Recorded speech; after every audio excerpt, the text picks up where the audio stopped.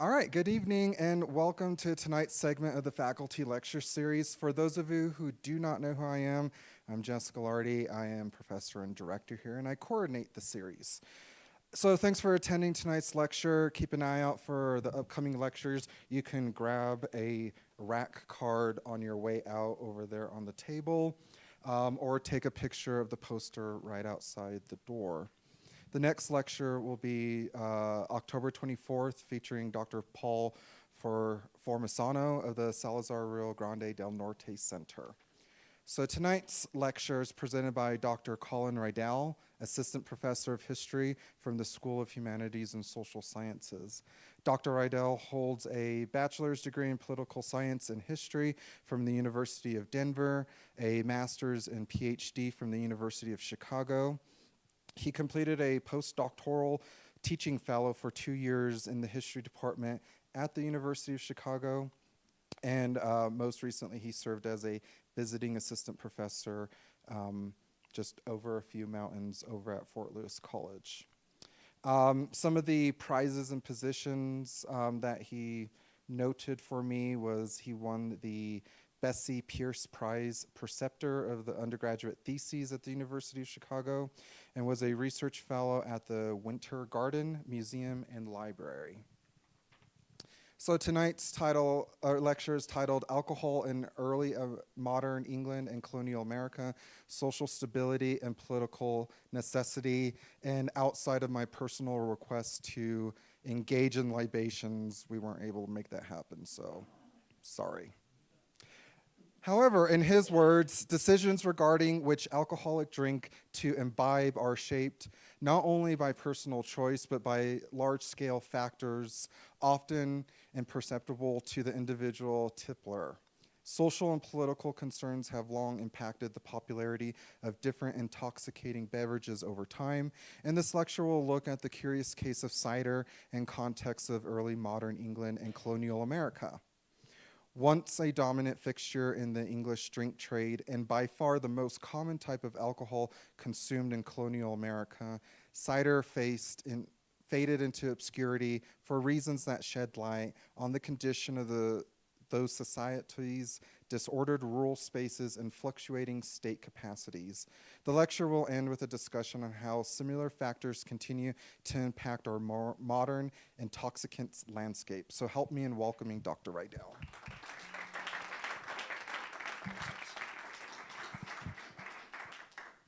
Thanks, Jess, and thanks to Mike and Jeremy who did the tech support. It's a pleasure to be here. I was warned that there might be 4 to 5 people coming, so maybe Jess was right that people were expecting free handouts, and sorry about that, but I'm grateful to have everyone here.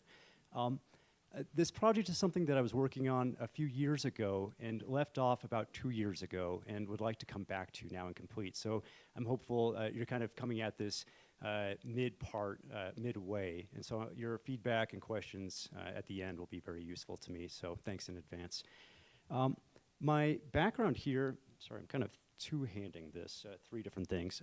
My background here is that I came to this project by finding that a lot of cider pamphlets were being written in the mid-17th century by some pretty eminent people. You have especially this character, John Evelyn, who started the Royal Society in England. The Royal Society is basically this clearinghouse for all the intellectual heavyweights of the mid and late 17th century in England, so John Locke, Robert Boyle, Isaac Newton, and so forth. And here you have a guy of that preeminence who's writing about cider, which is a curious thing, and you wouldn't expect in the modern context.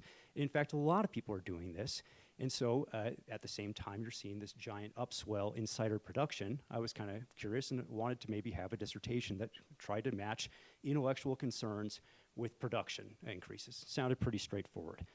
Unfortunately, a couple things made that quite difficult and complicated. One is that cider doesn't have a very straightforward trajectory. It tends to have this very choppy production history, both through the Middle Ages and early modern period, year to year, and then in bigger cycles that kind of complicate any easy narrative of general increase. The other is that the existing literature doesn't really map on well. So agricultural historians talk about what's called alternative agriculture.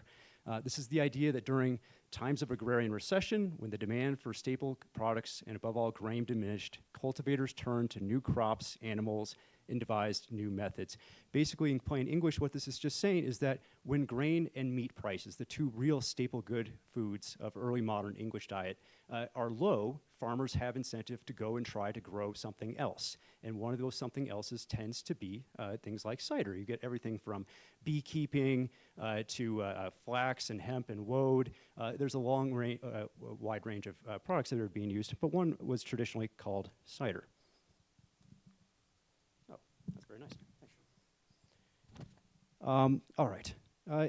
The other problem with this, besides the choppy nature of the production peaks and valleys, is that the timeline of intellectual support doesn't match on well, and neither does this alternative agriculture cycle. So in fact, you get 3 or 4 big periods, if you include the modern one, where prices of grain and meat are low for extended periods of time, from 1350 to 1500, 1650 to 1750, in the late 19th century, just before World War II, and again today. So for today, we're all kind of familiar with the modern news about lots of inflation and things like that on food prices, but the amount that you pay for food is historically very low compared to most periods in history.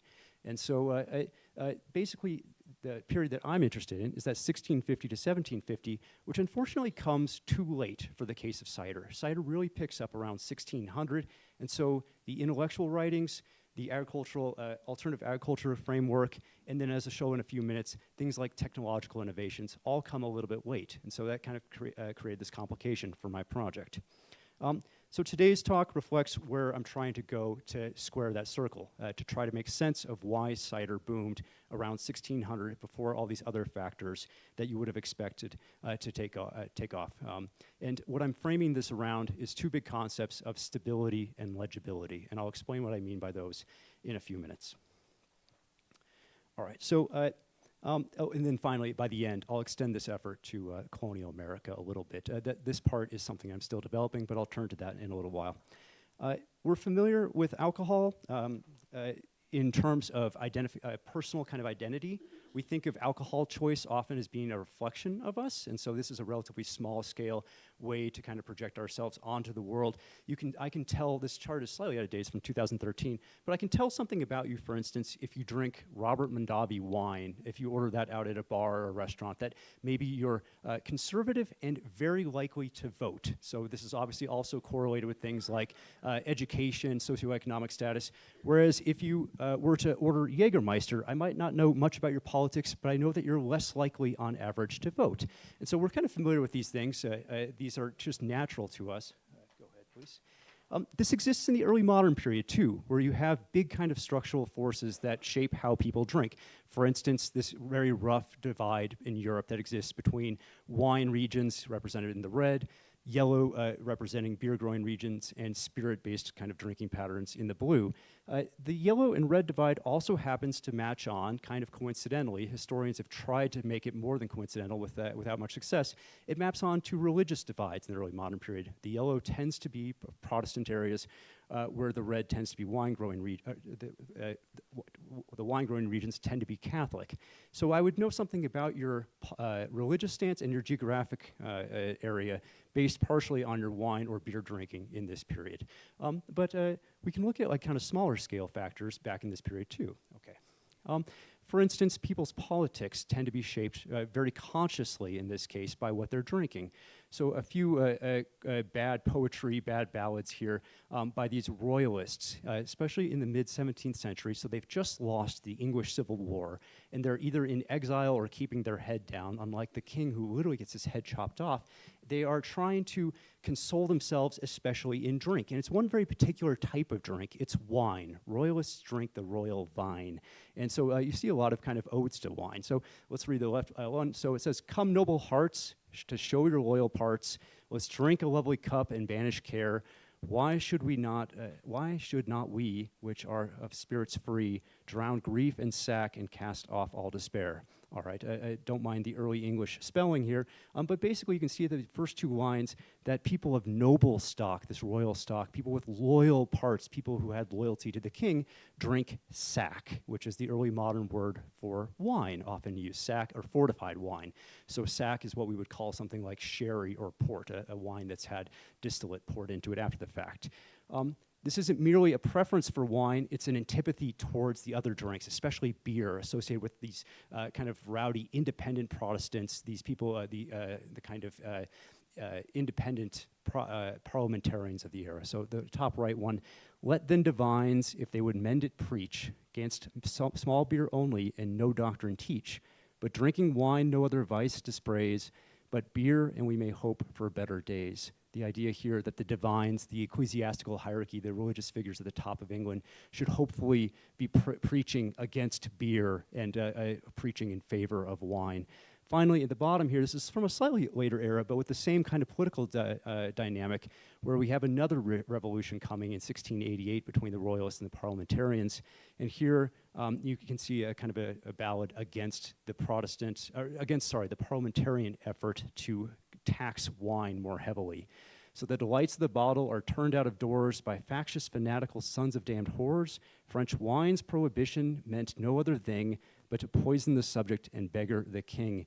So raising these tariffs on French wine, associated with France, associated with a kind of absolute monarchy or the development of absolute monarchy, will lead to two bad things. You'll have to kind of smuggle in the wine, which will lead to adulterations, this poisoning, and the beggaring of the king. He'll have fewer tax, a little less tax revenue to be able to kind of effectively run. This is a period where the early modern state is kind of continuously starved of revenue. So anyway, just to show you, these royalists kind of very consciously embracing wine against beer. This is a relatively small scale kind of way to think about drink preference. The talk today, I'm going to talk about relatively large scale things, kind of things that are relatively unseen by people. Before I get to that, one might ask, so I'm speaking to a room of, for the most part, non-specialists. We have at least one good historian in here, but and the rest of burgeoning historians maybe. And alcohol, just in a word, is terribly important, even today. It's a massive commodity, a massive good. So the WHO conservatively estimates, go one more, please. The WHO conservatively, actually, I'm sorry, go ahead. I apologize. So we're looking at big factors. Sorry, the slides are slightly out of date, but I just might as well go in order here. We're looking at two big factors, legibility and stability.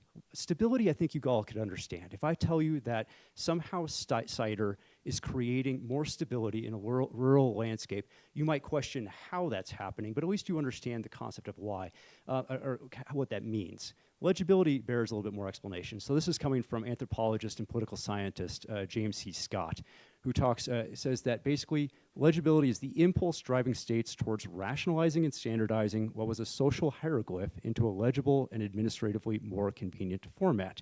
So the state can do this in a lot of different ways: maps, statistics, standardization of language, units of measure, city streets. You can see this on the right. This is a standardized timber grove that's been planted in a legible way as opposed to an illegible forest, both of them providing timber, but one more kind of in a way that for state concerns are kind of more executable. You know how much timber is there much more easily, you can access it more easily, you can tax it more easily, and this is a major concern of the increasingly large bureaucratic state in the early modern period, which is replacing this older model of statehood, this kind of more clan or the royal kind of feudal cycle system that exists before. And so that's the idea of legibility that I'm going to be looking at. Okay, now to the point I was making about alcohol is very important. So even today, we have about 2.3 billion drinkers, according to the WHO. You can see this is geographically distributed unevenly. Europe, the Americas, and Western Pacific especially are drinkers. But this is a drink that kind of impacts not just the world in terms of its economic importance, but it has major importance in terms of health impact, state concerns, taxation, and it affects people socially, even who don't drink themselves. This is probably the single most important strong intoxicant, if you don't count things like tea or coffee as as a strong intoxicant. Okay, and the point is, for my period, is that alcohol is much more important in the past, in fact. So social historians of the past have noted that consumption rates are much higher.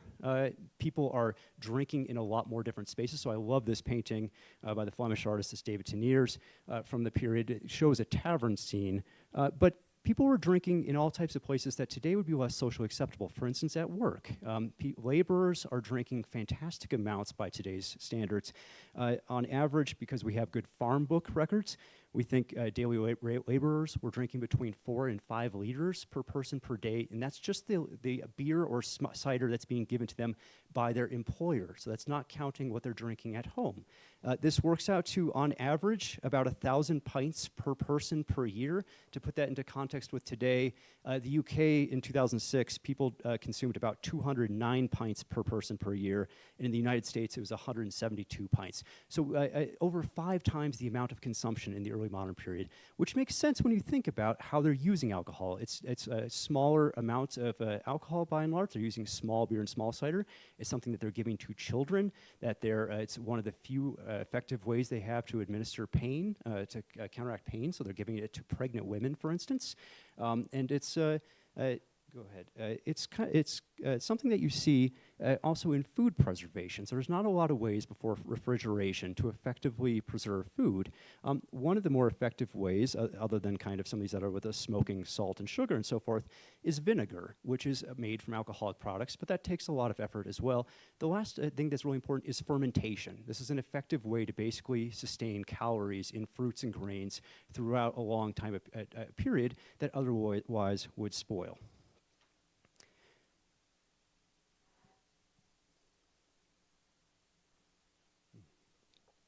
Excuse me.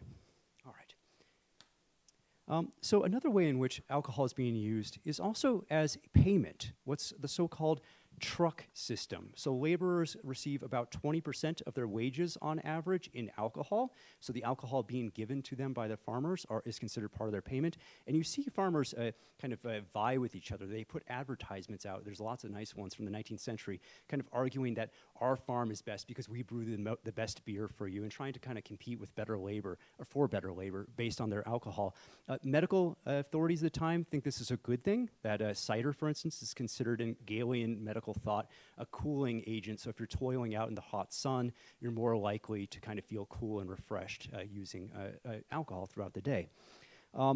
The different alcohol uses added up. So when you take the entirety of the internal only UK drink trade, it's not until the 1720s or 1730s that it's surpassed by the international carrying trade by the UK. So what that means is that in the first century and a half of English colonization, all the tea, tobacco, coffee, sugar, slaves, manufactured goods, timber, indigo, rice, all of the big kind of things that are being shipped internationally by the UK, all that in aggregate is worth less than just the internal drink trade. So that gives you a sense of just how important this is.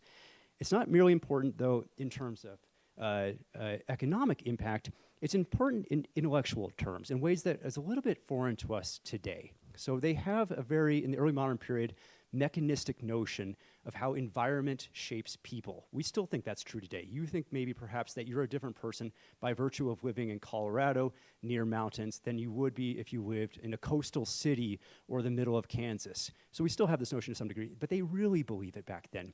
Let me give a side example that has nothing to do with alcohol, but I think is fun and illustrative of this, which is William Petty in the Downs Survey. So after the English Civil War, England goes and reconquers Ireland. England is completely broken, has no way to pay its soldiers from either the English Civil Wars or the reconquest of Ireland, so they pay them in chunks of Irish land. Now they're worried about this because the Irish are degenerate savages, and they don't want English people who are going to go move over there to become degenerate savages. And they have this idea that these people are like that because the landscape is wild and savage. And so what do? They send this guy over, William Petty, to chop up all the chunks of land to give, but to do it so in such a way that's going to preserve the English quality of the settlers who go over there. So you only make sure you have just so many trees on your farm, or perhaps you have a little bit of trees with a little bit of water access and not too much swamp. And so you chop it up in such a way that the person can do a proper English farm, thus preserving the English civilizational model. So just to kind of give a side example of how this works. When cider's re-emerging in the late 16th, early 17th century in England, intellectual writers catch on to it. They start using it for this whole host of projects that they're very excited on in the intellectual realm, and I'll be talking about that in a moment. All right. Pardon me. Go ahead. Speaking of these kind of intellectual cycles. I mentioned earlier that cider has very kind of pronounced cycles of its own in year to year.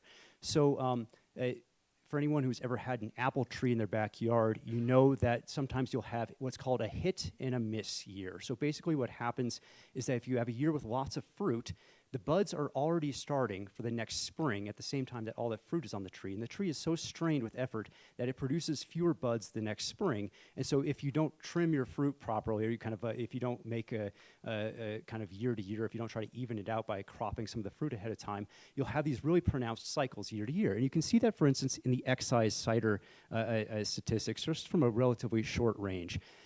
Cider is also prone, so cider, just to be clear, is made from, it's all alcoholic. We do have cider today that's non-alcoholic, I suppose, and it's all made from, by and large, apples and pears. And these tend to be fruits that are very susceptible to weather events. So late frosts kill buds, intense winds cause fruit to fall prematurely, various insects and diseases can devastate orchards if you have unseasonably warm or wet years. And the data up here is actually slightly misleading. So you can see in kind of the very peak years, perhaps about 8 million gallons are being excised. As I'll mention in a moment, the vast majority, we think about 80% of cider went untaxed because of how it was made and how it was sold.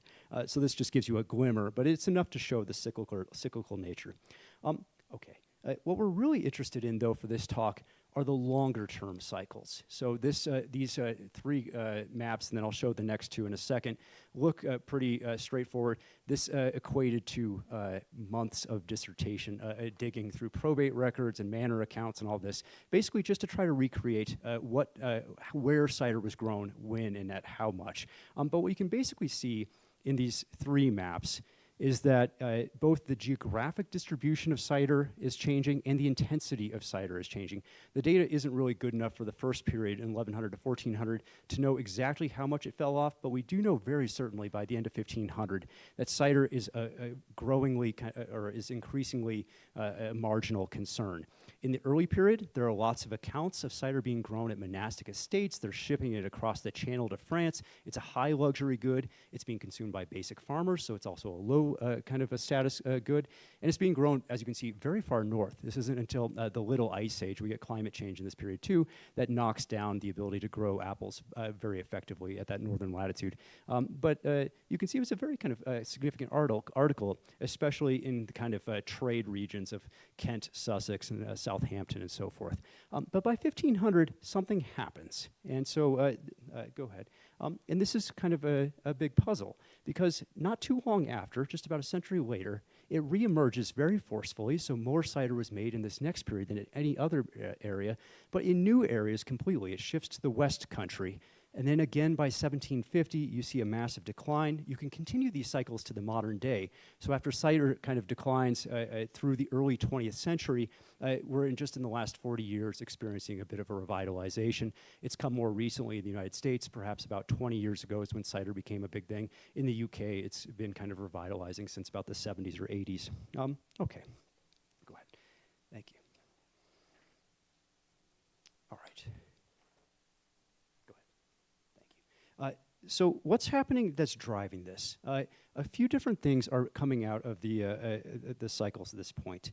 The traditional explanations are basically that you have elite support, you have alternative agricultural cycles that kind of make the farmer want to grow, and you have certain technological innovations at the right time. I'll talk a little bit about the technological innovation. So one thing that is actually happening at this time is grafting technology. So for those of you who know, you can't grow an apple or a pear from a seed and expect it to be genetically the same. So you can grow an apple tree out of a Granny Smith apple seed that you get from the store, but it won't taste anything like a Granny Smith apple. What you need to do is graft it. So every single Granny Smith apple you've ever bought from the store is a clone that goes back to the 1860s original Granny Smith apple that was made by, as you might have guessed, Granny Smith in Australia, originally, or found by her. So this is a time-consuming process, and it's relatively difficult. It fails a lot even now, but especially back then. So you do see a lot of these manuals making their way from the continent around 1600. So that is something that's coming into play. But the other technological innovations, unfortunately, do come too late. it's very difficult to make cider. Just to step back and talk a little bit about the production process. So you have these massive outlays that you have to make in terms of the press to actually do it. So if you think about how easy it is to make wine, you can literally stomp grapes of wine and expect to kind of make the juice, and you couldn't begin to crush an apple to get enough kind of juice out of it very efficiently. So you need these kind of massive screw or beam press technology to do that. And then to grind the apple effectively initially, you have to use these large stone mills that are often pulled by animals. And then you can see another style of press here, another screw press off to the right. These technologies are quite difficult, or quite at least capital intensive. All right, let's see. So it's also good to think about where cider grows well. So cider, in this talk, I'm talking about how it's going to be kind of twinned with stability. It's good to think of it in terms of, it's almost like an ecological agent that grows well on marginal, unstable places, both in terms of the soil, so it grows well in, apple trees grow well in rocky, kind of hill, filled kind of marginal places on the sides of farms and things like this. But it also does well in the political and social context of instability. So places that don't tend to have a lot of market access to breweries, distilleries, places that are kind of socially disordered, tend to be places where we see cider coming up. And I'll talk about that in a moment. Okay, go ahead. What's that? Go ahead and go next. Oh, sorry, one back. I'm so sorry. Other technology that helps too late, but keeps cider sustained, the cider boom sustained. One is the development of English glass. So if you think of the problems, if you have if you're making cider, one of the major problems is that you can't make it in kind of the same scale as you can make beer or distilled products. You can't make it in the site of where it's being consumed, like so in a city where you would find most of the breweries and distilleries, because you have to transport the apples there. That's very difficult to do without bruising or spoiling them. And if you have any bruised apples in your batch, they're going to spoil the whole batch. So you need a way to effectively transport cider after it's already been made, and that's hard before you get carbonation, before you get second fermentation. So what they do is they ferment the whole batch, they take out all the yeast, kind of leach out all the sugars, and then they, at the last minute, put in some sugar to restart fermentation, what's called second fermentation, and this creates the kind of carbonated pressure that we're all familiar with fizzy cider. But you can't put that in barrels and expect it to not explode. And so the development of English glass in the 1630s, which really doesn't take off until about the 1650s, 1660s, it's strong enough at this point where you can fill a glass that's carbonated and actually kind of expect it to make it to where you're going. So this is why the English are the first to develop the Champenois style, kind of a sparkling cider, whereas the French with Dom Perignon don't do it for another 20, 30 years afterwards. So it's a kind of a nice little win for England in that case. Other technology that's coming up is the actual milling and the pressing technology. We can see here on the John Worledge pamphlets his so-called ingenio, where instead of those big mills that I showed earlier, you can just grind the apples kind of by hand with this wooden contraption. Instead of the big beam or screw presses, you can do this kind of more kind of with ease. Grafting manuals also become a major concern. Okay, go ahead. All right. So there's a lot of reasons, basically, to not make cider. It's difficult to make, it's difficult to transport, it's subject to pests and kind of weather variations. So why make it? In a word, legibility. In a word, stability. Sorry, I'll talk about legibility in a minute. Basically, the 17th century is a time of particular disorder. They call this period, historians, the crisis of the 17th century. It's also referred to as the general crisis, because historians have felt compelled. They noticed that a lot of Europe, and not just Europe, this extensive places like Japan, for instance, are on the back foot. So you get people like Geoffrey Parker, who've written these kind of global spanning narratives to explain why everything is so disordered. And England truly is kind of scarred, literally and figuratively, in this era. So the biggest moment, of course, is the 1640s with the 3 English civil wars. But there's more than this too. There's in the background the enclosure movement, where you have the commons, these places on common land, kind of near towns, that people could use. You can graze your cow there a little bit. You can kind of grow some food on the side there. These are being enclosed. They're putting fences around them and then selling them off, or actually usually renting them off to different tenants. This is creating a lot of dislocation for people who traditionally use those places. They're also draining places like fens and trying to reclaim or find what's called new land. This is also kind of land that people are using in liminal ways, and that's provoking backlash. You have the final famines in the late 16th and early 17th century in England that England will ever experience. So England is one of the first places in Europe to actually stop having famines, but it's not until the very last moment in 1650 that they stopped doing this, 1649, 1650. And so there's a lot of famine, there's a lot of dislocation, and usually during these moments of famine, the people who suffer are the people who are using grain in the wrong way. So brewers or maltsters, people taking grain and taking it from possibly people who might be starving and using it in kind of less than ideal ways. So these extraordinary conditions constitute both essentially a generative and a constrictive force on English agriculture. You kind of have to think about the way in which your crop will work in a destabilized environment. So enter into the picture cider and its curious ability to have stabilizing effects. So this is all just from one text. There's a lot of other things that writers mention, but this is from John Evelyn, who I mentioned earlier, a list of ways in which he thinks cider was good for communities. I'll go through these in kind of one by one here. So first of all, cider is this English drink. It's good for an English constitution. Their idea of health includes this idea that you would drink, we still have this today, drink or eat something that's locally produced. We still have people who would want to go to a farmer's market to get something local and think of that as something that might have health benefits. They think of this both in nationalistic terms, mercantile terms, that you don't want to give those dirty French your coin, and you don't want to, of course, subject your body to the French kind of goods. So that's one thing.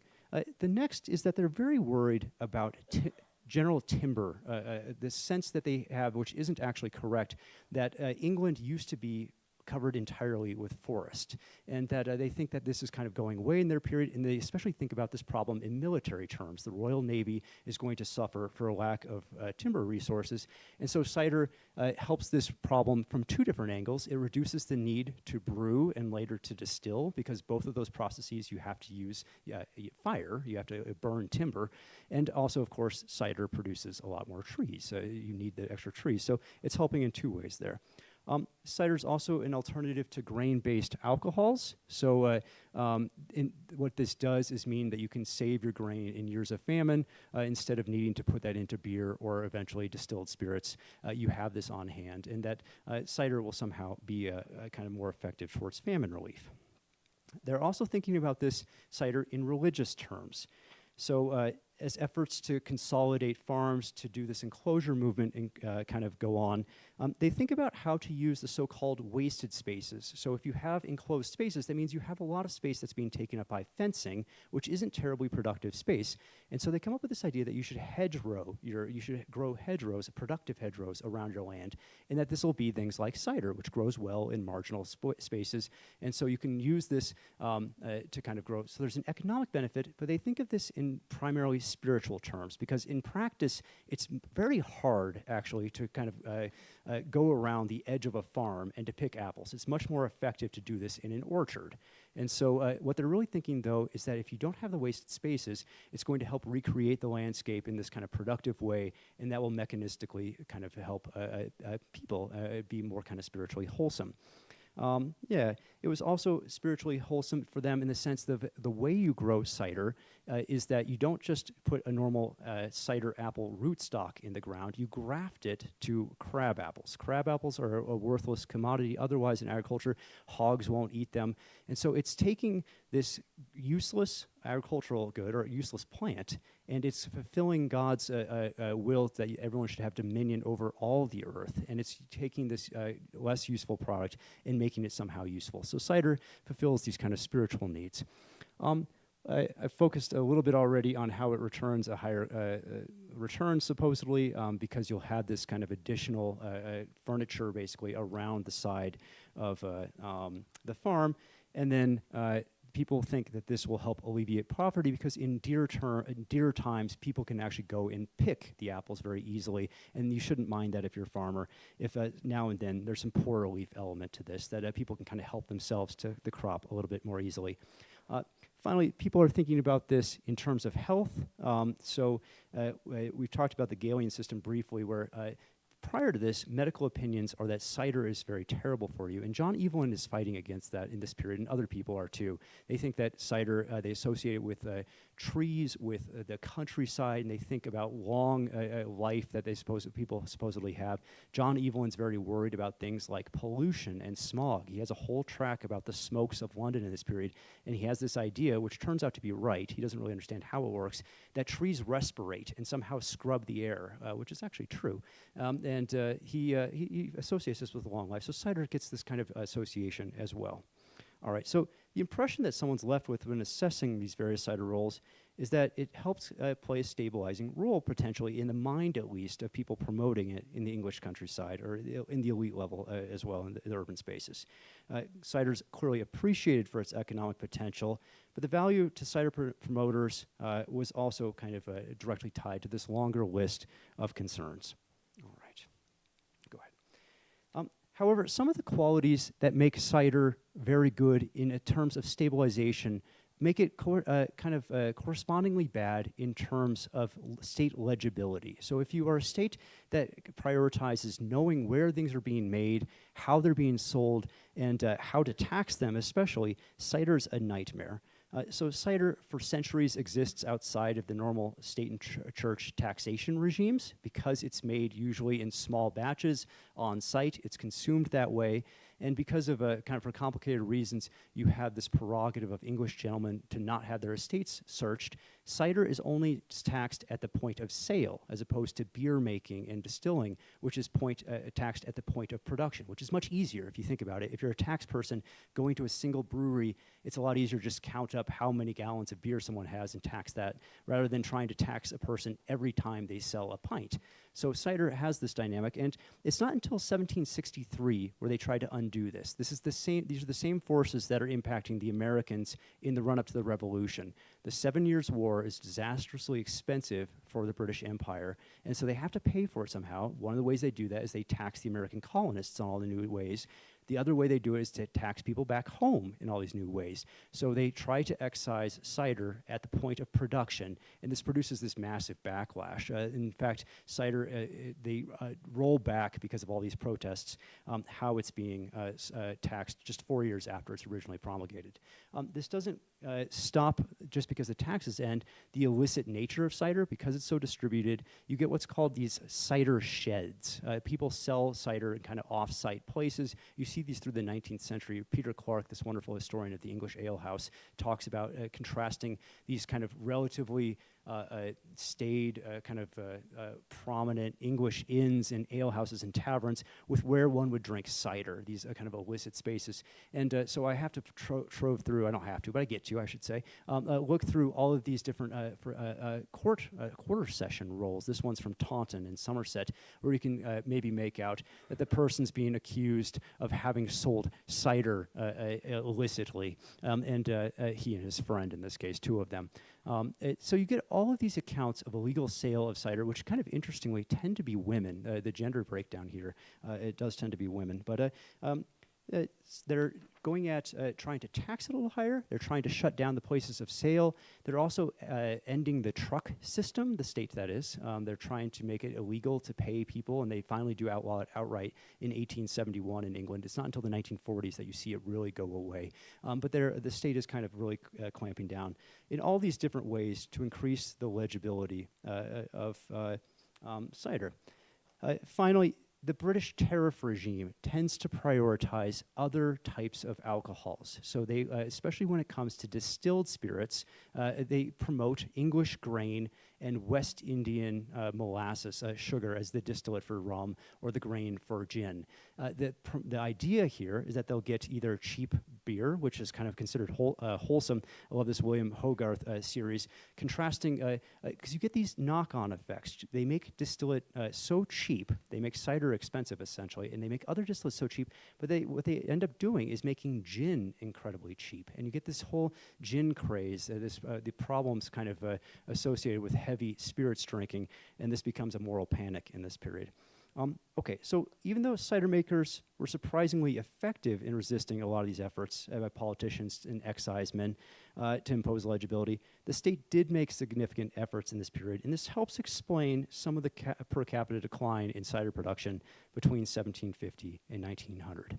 All right, next, thank you. In the context of how this relates, when the English do colonization, this isn't just something that is taken to America, but you can see this in South Africa, Australia, New Zealand, and other kind of temperate areas where they settle. They bring English cider with them. And cider in the American side is much more important early on. Next slide, please. In the American context, cider constitutes by far, especially in the early period, the overwhelming majority of alcoholic drink. So this is the per capita number of gallons per year of just absolute alcohol. So this doesn't mean that people were drinking nearly 4 gallons of cider. It means they were drinking, or relatively 2, I guess, if you include the spirits here. It means that they were drinking 4 gallons total of just the spirit in it. So if you take 3 or 4% cider and you are saying that you're drinking 4 gallons of the distillate from that, that means you're actually in practice drinking roughly 100 gallons per year per capita. So this is quite a lot of alcohol. 1830 is kind of the year where you see the highest rate of drinking for Americans at any time in history. And so this is a big deal. In early America, cider is ubiquitous, basically from Virginia. You can't grow it in too southern of latitudes, but basically from Virginia through New England. Colonists are, this is how the traditional narrative goes, and part of this is right, are constrained by high labor costs. They can't basically pay someone to go out and make grain very easily, because someone who comes to America doesn't want to just be a farmhand. You want to go off and start your own farm, and usually what you're growing, especially kind of in places like the Chesapeake, are things like tobacco, things that will actually make you money. So you don't want to spend your extra time making a good that, like beer, that you're just going to consume on site for yourself.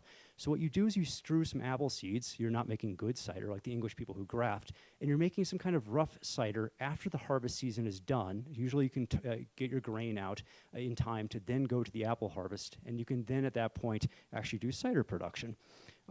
So there's some mild contradictions though in this. So basically, America is being depicted as a place by historians oftentimes that doesn't have a lot of market reach. So how do you get a more preferred good like beer or spirits to a place that's kind of upriver, doesn't have a lot of good roads and navigation? Traditional historians would say, well, this partially explains why cider is so successful. But in fact, we see that cider is highly kind of commercialized in the English context. They have plenty of opportunity to buy beer in England. That's not for lack of roads that people are buying cider. And so this doesn't quite work. You also see a lot of cider that is being transported despite the problems with it. The East India Company is the single biggest purveyor of cider or buyer of cider in the 17th century.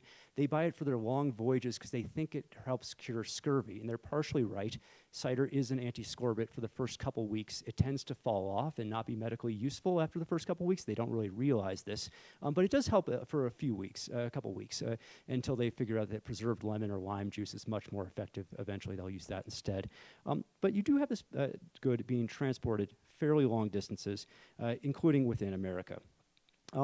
So high labor costs exist in America, but they do exist too in Britain by the end of the 17th century. Labor is increasingly expensive, and this is a reason why in England, brewing historians say that you get the concentration of breweries. So people are more likely to make larger breweries because this is labor saving. You kind of have the economies of scale, whereas in America, you're seeing quite the opposite. So it's not quite fitting why cider should be so popular despite high labor costs, despite relative ability to transport, and then despite this dynamic existing too far past the colonial period, where already America does have a reasonable transportation system by the early 1800s. So something else is kind of going on here.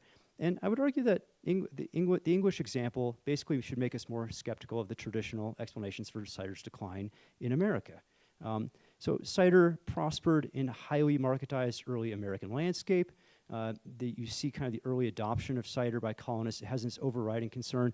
I just love how established it is in American psyche. This is the hard cider and log cabin campaign that some of you might be familiar with, where in this case it's satirizing their Martin Van Buren, their opponent, as this person who looks fine when he drinks champagne, and if you pull the tab down here at the bottom, this is a political flyer, it all of a sudden show him drinking cider and kind of having this ugly expression, that he can't hack it. It's basically calling him out as an elitist who's not a true American who drinks cider. So at this point, it's quite in the American psyche.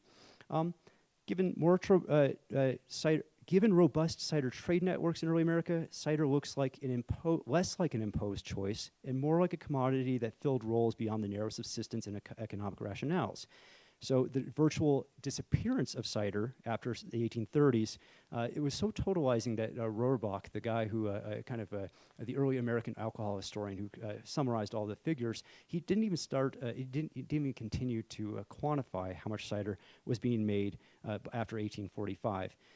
But cider does continue to follow people westward and the frontier. So you see it still being used as kind of this liminal good.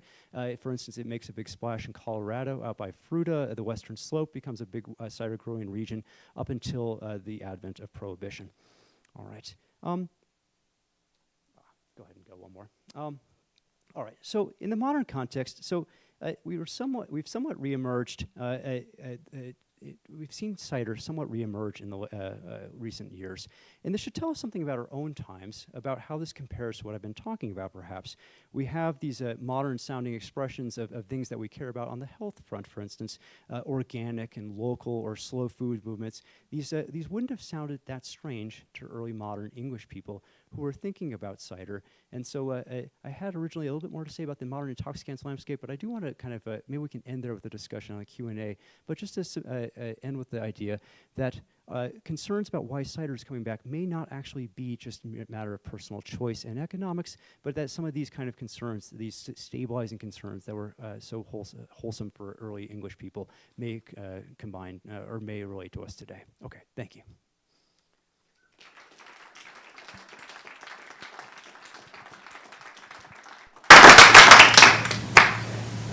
Love to take any questions if people have some. All right.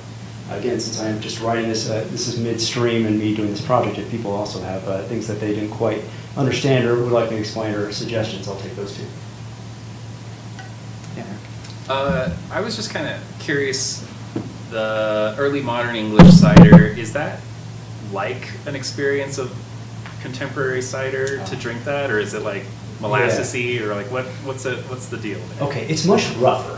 So they tend to ferment all the sugars out, so it tends to be very acerbic and kind of much less sweet than modern ciders. Even dry ciders today would be probably not as dry as they would have been.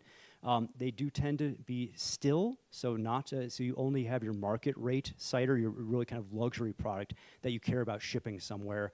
So by and large, it's almost impossible to find still cider in the U.S. Everything is going to be carbonated to some degree because it's just terribly hard to keep. It spoils without the carbonation. And so you do have in England, they have Camera, which is this kind of a society that exists for old time. It started as an old time ale and beer concern for cask ale, and now it's shifted to also be doing cider preservation. And so you see the advent of a lot of people who are now trying to recreate traditional cider. I haven't found that in the U.S. though, so I'm sure it exists somewhere, like on small scale farms, but as far as commercially, it's not very similar to what you would have experienced back then, except at the elite level. So what they are transporting off to London, that kind of stuff would have been a little sweeter, a little more carbonated. So yeah. Sure, Nick. Colin, so you alluded to the fact that at various points it is both kind of highbrow and lowbrow in terms of socioeconomic status. You had the wonderful cartoon there about politics. So in the early modern period, is cider really universal in terms of its class appeal, or does it get associated with certain sectors of society? Yeah, it depends on the cider. And so they're trying to, in the 16th century, it gets associated with lower classes. And this is part of why it goes away. So some of the reasons why in 16th century you see such a decline is that the way it was made at a high level was usually at monasteries. And you get the dissolution of the monasteries. Henry VIII comes and takes the English church a different direction and takes all the land, basically. And so the systems that allow for high-brow cider production basically go away overnight. Now, you do have a kind of emergence of high-class cider in the 17th century. What they're trying to do is replace wine, so they're trying to grow it to wine strength. You can ferment cider up to about 10, 12%, just like a wine, if you really work at it. Now, most cider is pretty low-scale stuff. We're talking 2 to 3% small cider, and this is what a day laborer would have normally had. A lot of cider, for especially the lower classes, is made from the second wash. So you'll put cider, your lees, you'll press it once and get all the liquid out, and then you'll put the remaining kind of lees, the apple leavings, back in water. You'll reanimate them essentially, and then you'll do a second pressing. And the second pressing still has enough juices and sugars that you can ferment it, and that especially would have been a low-grade cider. So it really depended. There was a kind of a sophisticated market where they had highbrow cider. They have a lot of the same kind of innovations we have today, where they would put in blackberries and juniper, and they put in some weird stuff too, mustard. They would put different things in to kickstart the fermentation, like animal parts. They're pretty innovative with the types of things they're doing. And they have a sophisticated audience. They have a sense that taste is gendered, that women will prefer sweeter drinks and men rougher drinks. And so the answer is basically it's sophisticated enough to go to all palates for a while. This becomes a major problem in the 18th century at the higher end. They start associating it again with disease. So the types of vessels that become more common in the 18th century are these pewter vessels. That's how you drink your cider. And cider is acidic, and so it leaches this lead out of pewter and gives people lead poisoning, essentially. And so they don't know why early on, but they call it the Devonshire colic. They know that drinking new cider, so especially acerbic cider, will cause you to have what we now understand to be effects of lead poisoning. And this helps decrease the kind of marketability towards the upper classes. Okay. I was going to ask, what caused the complete drop off in the 1830s in America? Okay, yeah. No, sorry, I was like, in the English context, it's happening for a while. No, sorry, thank you. For in America, two things. The Second Great Awakening, so there's a giant religious revival around this period, and so the temperance movement essentially kicks off in high gear right around just before, and that's just before the second thing that really helps solidify it, which is mass immigration from finally a Catholic area, the Irish. They associate problem drinking as this urban immigrant problem, and at that point, people who had been drinking fantastic amounts, these white kind of Anglo-Saxon Protestants, all of a sudden care about that a lot more. And so those twin effects of the Second Great Awakening and the Irish really kind of help flatten things out. Yes? Do you know roughly when water got clean enough to be drunk? Because alcohol was the drink of choice, mainly because people would get sick from drinking water. Yeah, so there's two things to that. So this is a common conception which has partial truth to it. You're right that water is a massive problem, but it's a massive problem once you really get urbanization. So in London in the late 18th century, early 19th century, as you're kind of getting this massive city, cholera epidemics and things like that are massive problems. The water is, you're completely right, full stop, bad. But a lot of the cider is being drunk in the countryside, where the water quality isn't actually usually that bad. Some of it's health, they're not wrong on this, but they have this idea of water as both being unhealthy, not because of necessarily bacteria, like how we would think of it, but as a shock to the system. You still see this in Latin America sometimes, where if you're farming and it's noon and it's a really hot day, the last thing you're supposed to do in that culture is drink something kind of cold. You should drink, at that point, your hot coffee or something. And so they have this kind of humorous idea, and that water is usually a bad option. The other thing is it's culturally typecasted. The idea is that only poor people drink water, and drinking water is something beneath you. So the first ever rebellion in the American context, it's not a real rebellion, but a near rebellion, happens in the Berkeley 100. And the Berkeley 100, what they're writing about is their food conditions, and they're upset that they're being made to drink water. So you get just like people who are proper Englishmen. They're not necessarily dying of kind of these waterborne diseases, but it's beneath their dignity. Only the poorest would have to drink it. So those two twin effects mean that alcohol, usually small beer and small cider, again, like 2 to 3% is very common. Yes, please. Is there any evidence to support the idea that one reason for Johnny Appleseed spreading apples across the country was to provide a source for cider? I mean, that would be the only use for it, because you can't spread apple kernels and have an eating apple. So they do associate. I mean, he's a land speculator. So what he's doing, his name's John Chapman. What he's doing is he's going around spreading apple seeds in particular areas that he hopes later to be later able to make that land more saleable. And so one of the ways you do this is you kind of pre-seed the frontier area for the potential colonist, but it's for cider. It certainly is. I mean, you can eat, so it's a genetic lottery. Sometimes you can eat an apple from seed, but 9 times out of 10, it's too rough and too terrible. And I mean, that's how we get our modern apple varietals, is usually from the early modern experimentation. So people do try to make new eating varietals, and sometimes they succeed, but it's a very chancy proposition. And so what he's really doing, by and large, is making cider more likely on the frontier. It's not good cider, because again, good cider is also grafted. You're taking it from known cider varietals that have the right qualities. But cider is something that you can make from any apple, including kind of rough, kind of crabbish type apples. And so that's essentially what he's doing. So you brought up how there was cultural, there was cultural factors more Catholic countries drinking wine and then more Protestant countries drinking beer. So when it comes to the countries drinking spirits, what were kind of the factors leading to that? Oh, that's a really fascinating question that unfortunately is outside my knowledge base, to be honest. I don't know why Eastern Europe took that turn, and I just have no good answer for you. I'm so sorry. Yeah, maybe someone else here does know, but it's funny how we as historians can become so siloed that just half a continent away. But I don't have a good answer for you. I'm sorry. I mean, I will say that the West, in the English context, becomes quite a spirit-drinking country. So rum, you saw in the American context, is right near there with cider in terms of the percentages.